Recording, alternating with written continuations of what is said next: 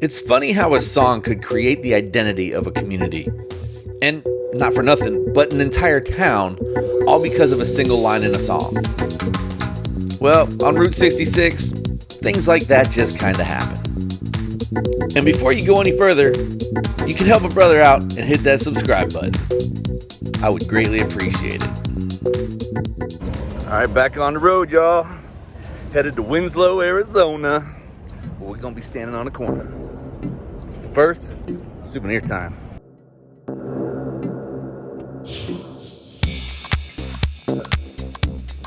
One of the coolest things after you leave Gallup, New Mexico, and drive that stretch along 40, which also doubles as Route 66, you head into what is called Diné Bikéyah, otherwise known as Navajo Land. And yes, this is the Navajo Nation. The Navajo Nation extends into several states, primarily New Mexico, Arizona, and Utah. And it actually covers 27,000 square miles of unparalleled beauty throughout this amazing desert landscape. Got to get the one for the guitar case. Perfect. Diné Bikéyah, or Navajo Land, is actually larger than 10 of the 50 states in the continental United States. And with a population topping 300,000 and a reservation literally the size of West Virginia, well, the Navajo Nation, it is the largest tribe in the United States.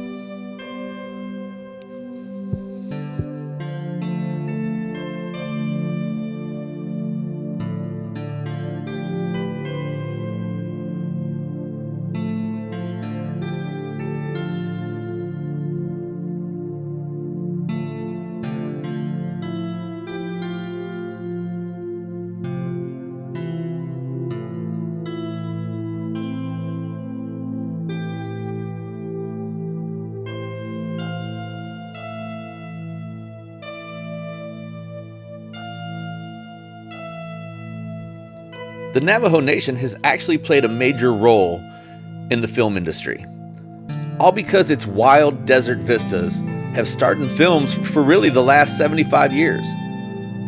From the 1939 Western Stagecoach to the 2013 flop The Lone Ranger. The Navajo Nation has enticed some of Hollywood's biggest names to the reservation. Everyone from John Wayne all the way to Johnny Depp.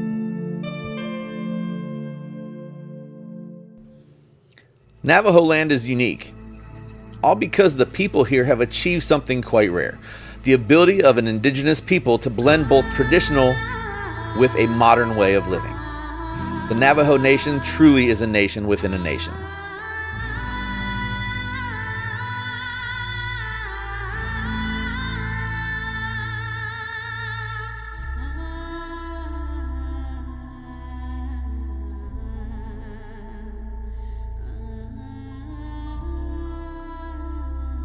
So whether you're visiting some of their amazing sites or you're just passing through, make sure to stop through one of the trading posts along the highway and pick yourself up some of their amazing artwork. Yeah, that is some seriously beautiful stuff right there.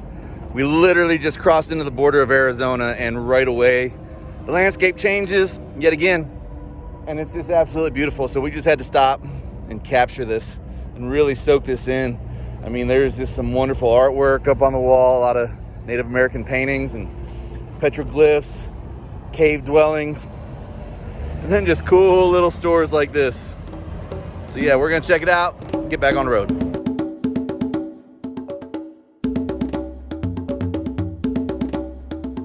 The Navajo are known for their woven rugs and blankets. They first learned to weave cotton from the Pueblo people, but then they started to raise sheep. And from there, they switched to wool. And for this reason, they were often called chief's blankets. So you got Indian City over here. And then you got these guys, Cheese, and they're just letting you know straight up, you want better prices? Come here.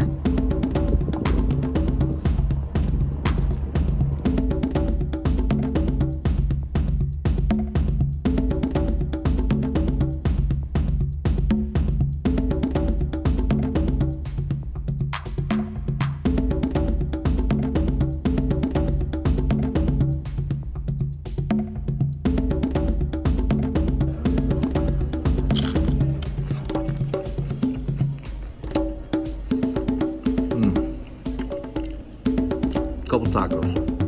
$3, that's lunch. Get back on the road.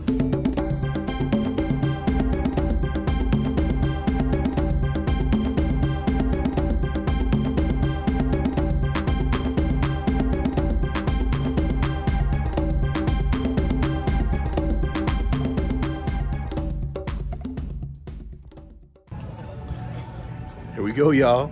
Standing on a corner in Winslow, Arizona. Such a fine sight to see.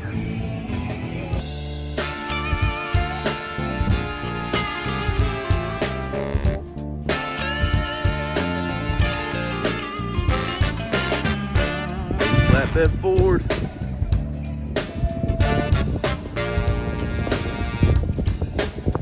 When you first pull into the town of Winslow, Arizona, immediately you're going to hear the Eagles music playing down on that famous corner. In fact, it's pumping out of speakers from just about every business within a 2-block radius of the corner that's been identified in the popular debut album, hit, and single from the 1972, Take It Easy. And what's funny, or in truth as I should say, the Eagles have no special affiliation to Winslow. In fact, the song was actually written by Jackson Browne. Glenn Frey had been working with Jackson Browne co-writing the song Take It Easy, and they were co-writing it for Jackson Browne's debut album. However, when Jackson decided to shelve the song and not include it on the album, Glenn Frey asked Jackson if his new band, the Eagles, could use the catchy song for their debut album. Jackson agreed, and history was made. The Eagles went on to be one of the music industry's top producing bands of all time. And well, thanks to that particular song, Standing on a Corner in Winslow, Arizona became a thing. It's actually one of the most popular things that people do when they visit Route 66.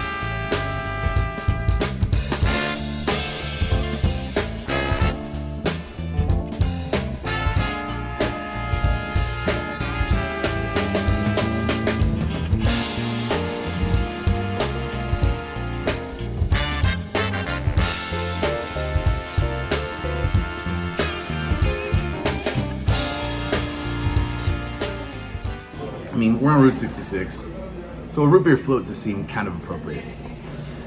So we're just having a little snack before we head off over to Flagstaff. But what a cool, funky little town. You know, we got some cool standing on the corner gear, some Route 66 stuff, stickers for the guitar case.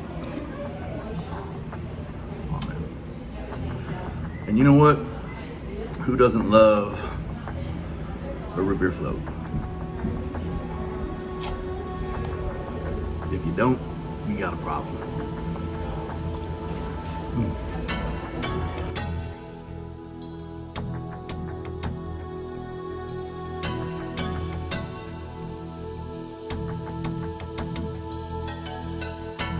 All right, Winslow, that was pretty damn cool, man.